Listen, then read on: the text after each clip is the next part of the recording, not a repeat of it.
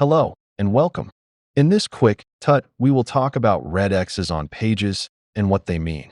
This function is a way to let you know there is an error with the text box. Now let's fix the red X's. Red X's on pages means there is more typed than what can be displayed in the text box. Let's look at our first issue.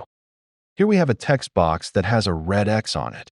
If we click on the text box, we can see the text stop short of the bottom of the text box. But if we double-click on it to edit it, then we can see the issue. There are extra line entries after the last word was typed. If we remove the extra entries and click off the text box, you will see the red X goes away. Now let's look at this flow element. We can see a red X on a name. There is two different ways to fix this. The first one is adjusting the vertical spacing on the flow element to allow a little more room to the name. If you have the room on your page, this is the best option for you. The second one is to expand the flow and adjust the text box. This would be a last resort, as once you expand, you cannot reset or reflow your portraits. Thank you for viewing our tutorial. For more tutorials and videos that will help with yearbook creation, please check out our channel on YouTube, Memory Book Company Technical Support. Thanks again.